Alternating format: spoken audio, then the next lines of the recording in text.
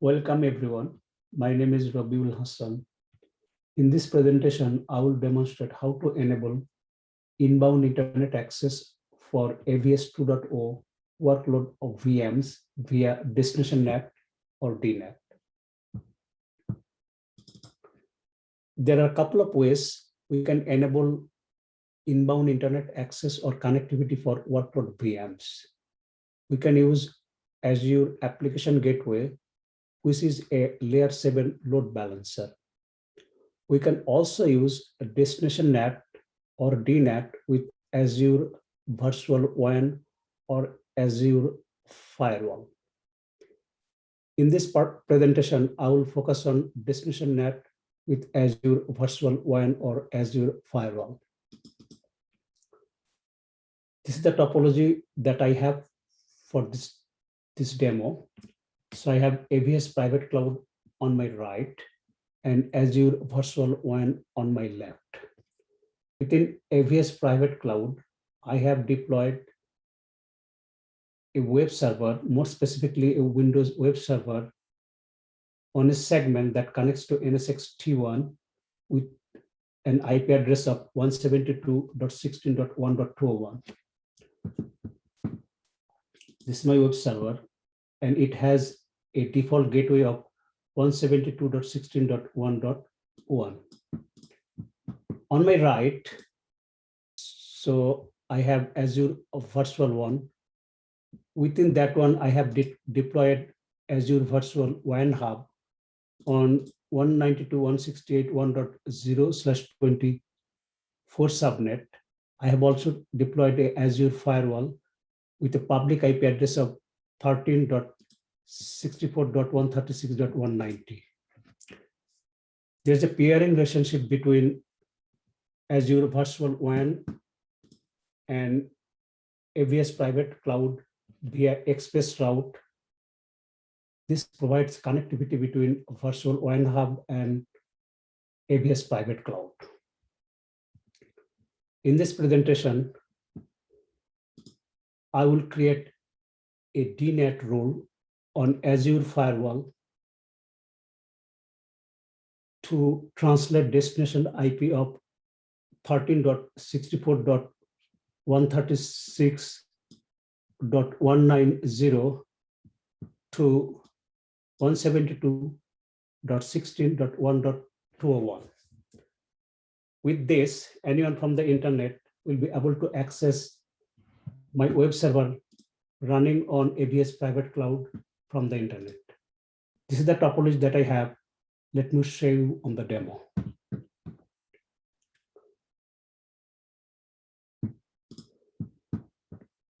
So if I go to my vCenter, so this is the vCenter that I have. Over there, I have 4 servers, but the one that I'm using for this particular demo is IIS-web.server. This is serving as a web server. If I go over there and check my IP address with if IP config, because this is a Windows machine, I can say like IP config. I can see my IP address is 172.16.1.201, and my default gateway is 172.16.1.1. And this machine does not have connectivity beyond AVS Private Cloud or Azure WAN Hub. But I can verify that one if I say like ping something on the internet. I cannot ping it, but I can verify that web server is up and running over here. So if I go over there and put my own address here, that is 172, so I can see that my web server is up and running. So just to distinguish this particular server for any server, I put this particular circle and NSX TPM over here to make sure that we are hitting or using this particular web server. So now let me go to Azure portal. So this is the Azure portal specifically for Azure VMware solution on AVS. There are a bunch of them, but the one that I'm using for this particular demo is, this is the particular one that I'm using. So the one that I'm interested in is connectivity. So when it comes up, I'll check the IP connectivity basically. typically it does not take, it's very fast, but probably somewhere there is slowness. Okay, we got it. So if you look into the public IP, so I can see my virtual WAN address block is this one, 192.168.1.0/24. That's the one I'm using. And I can also see that a virtual wide area network is already deployed. This is the name of that one. If I go there, and the one that I'm interested in is basically hub. If I go there, this is the hub, the name of the hub, which is already deployed. I can also check my address space, make sure that I'm on the right one, which I am. And now I'm entering into the virtual WAN hub. And with WAN hub, the one I'm interested is ExpressRoute. Because as I mentioned that I'm using ExpressRoute to connect my WAN hub and ABS private cloud. So this is the circuit ID for the ABS private cloud. And this connection status is succeeded. This means there is a connectivity between WAN hub and ABS private cloud.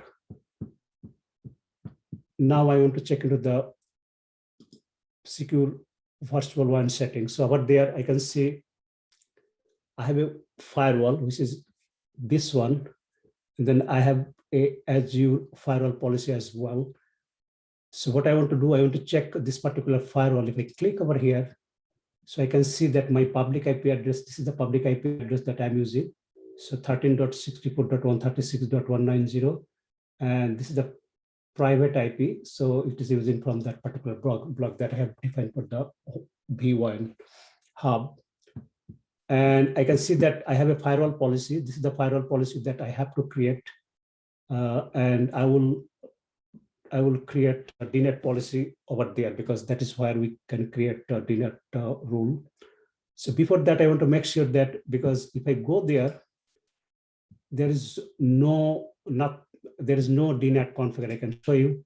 And if I try to reach to that public IP of the firewall, which is 13.64.136.190, I cannot see anything because I have not configured DNet. So it is not reaching to the web server that I'm running behind or within my ABS private cloud. So now it is time for me to create it. So I'll add a role. As you know, to add the role, you have to use a role collection group. So I'm using this default one. And we also need to use a collection. I can use this one already configured, but I have to put a name for DNet role. It's like DNet-web-1. And source type is IP address. I have IP address or IP group. I want to use IP address. And source IP address is basically any, because anyone coming from the internet, I want to make sure that anyone is able to access my web server. And destination, this is the destination IP address, which is the public IP of the firewall that I'm using for DNet. So this one is 13.64.136.190. So let me verify that 13.64.136.190. And in this particular demo, I'm using web servers. It means I have to use protocol TCP. I'm using port 80. So I'll use port 80. And translation type is IP address. I can use FQDN, but I'm not using that one. And what is the translated address? The translated address is the IP address of my web server. So which is 172.16.1.201. And translated port is the same port. I'm not using different port. So now I hit, let me check everything is fine. So name, IP, source type IP address, source any, destination IP. I put the IP of my firewall, protocol TCP, destination port 80, and then translate type IP address, translate address, the IP address of my web server, translate port is 80. Let me see the save. So it can take a few minutes. So we have to wait for that one. Once that is done, then I'll go back to this this page again, and I should be able to. So still it's working on. So let me come back over here. So let us wait for wait to be completed. Once this is done, we'll check and we'll verify.